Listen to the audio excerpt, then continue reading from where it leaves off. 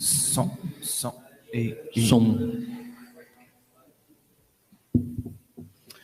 Bom dia, irmãos. Nós estamos começando agora o último dia da nossa semana teológica. Eu quero convidar os irmãos para que abramos a palavra do Senhor em 2 João, versos 7 a 11.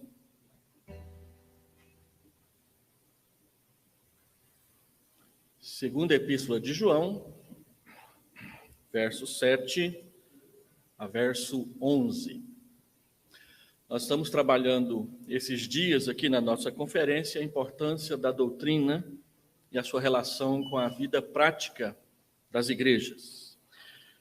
E um dos problemas que nós sempre enfrentamos nas igrejas e na vida pastoral e também na vida cristã é o problema do falso ensino. E a Escritura também trabalha com essa questão, e esse é um dos textos clássicos que falam sobre a presença e que tipo de postura nós devemos ter para com falsos mestres. E o texto diz assim, verso 7: Porque muitos enganadores têm saído pelo mundo fora, os quais não confessam Jesus Cristo vindo em carne, assim é o enganador e o anticristo. Acautelai-vos, para não perderdes aquilo que temos realizado com esforço, mas para receberdes completo galardão. Todo aquele que ultrapassa a doutrina de Cristo e nela não permanece, não tem Deus. O que permanece na doutrina, esse tem tanto o Pai como o Filho. Se alguém vem ter convosco e não traz esta doutrina, a doutrina de Cristo, não o recebais em casa, nem lhe deis as boas-vindas, porquanto aquele que lhe dá boas-vindas, faz-se cúmplice das suas obras más.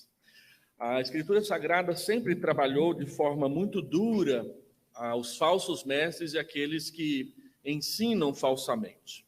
No Antigo Testamento, constantemente nós vemos os profetas de Deus tendo que lidar com falsos profetas. É notório, por exemplo, os encontros de Jeremias com os falsos profetas de Jerusalém, que profetizavam que o exílio iria durar pouco e que a profecia de Jeremias, que dizia que o exílio duraria 70 anos, era falsa. Nós vemos Jeremias sendo espancado, nós vemos Jeremias sendo jogado dentro de uma cisterna com lama até o pescoço e ainda com a ordem do rei de que lhe fosse dado escassez de pão e escassez de água. Nós vemos Ezequiel enfrentando falsos profetas lá no exílio, quando ele trazia a palavra do Senhor. Constantemente o ensino falso traz dificuldades para o ensino verdadeiro na vida do povo de Deus. Depois, o Novo Testamento não é diferente. O Senhor Jesus tem que lidar com os fariseus e os escribas que torciam a palavra de acordo com os seus interesses. E nós vemos o apóstolo Paulo sendo perseguido de cidade em cidade por pessoas que deturpavam o ensino. João não faz diferente.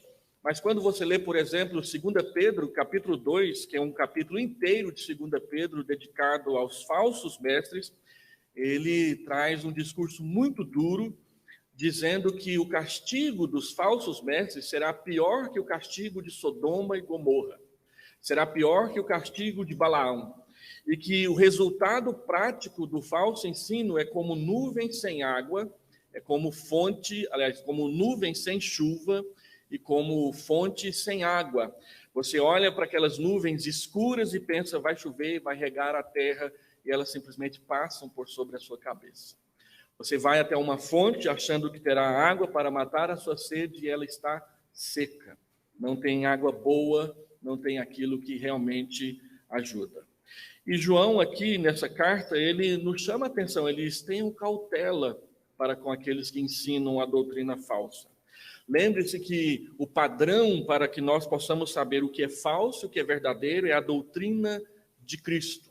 A palavra de Deus sempre nos chama a atenção de que nós devemos entregar aquilo que nós recebemos.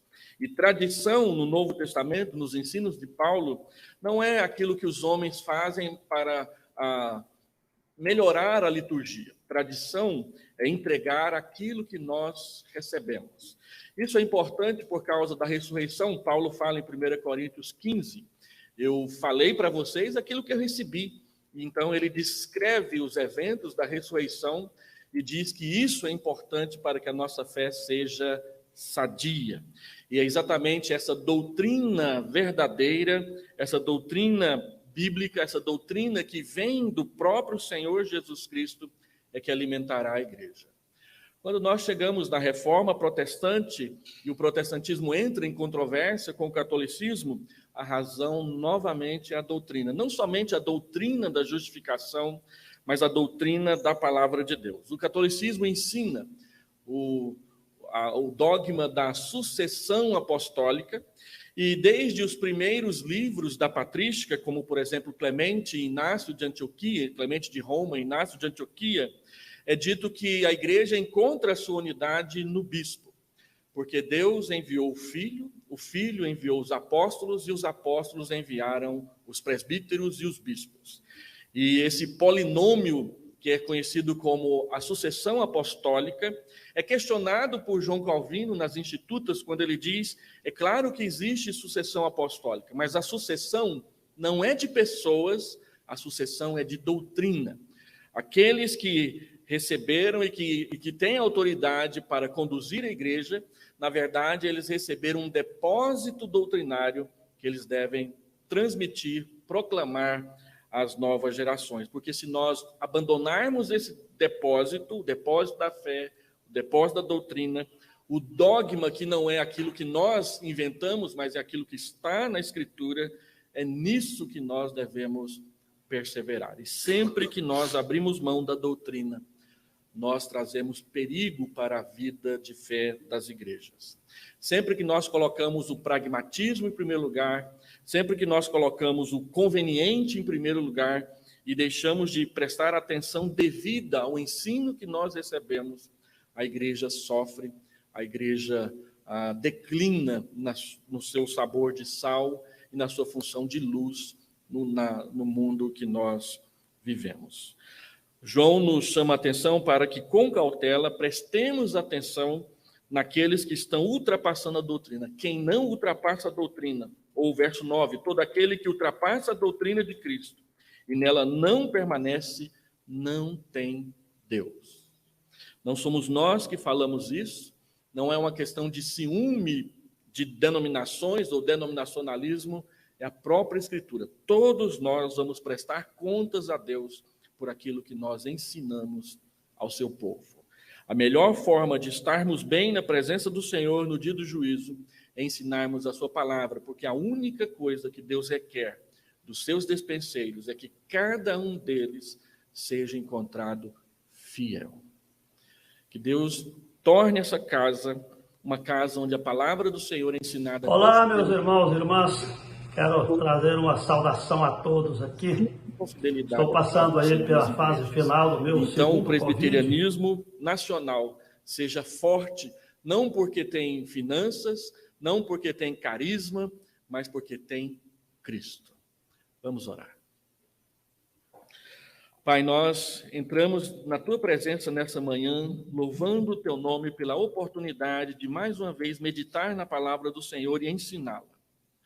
Dá-nos, Senhor Deus, o privilégio de ouvirmos o ensino com fidelidade e abençoa aqueles que vêm à frente para ensinar e, ao fazê-lo, fazem fielmente, para que a glória do Senhor, a bênção do Senhor e a graça do Senhor se manifeste no nosso meio. Pedimos a Tua bênção sobre os irmãos que falarão nesta manhã, tanto o reverendo Heber quanto o reverendo Guilherme. Que a palavra do Senhor esteja na sua boca e os resultados sejam colhidos na vida das nossas igrejas. É a bênção que nós te pedimos em nome de Jesus. Amém.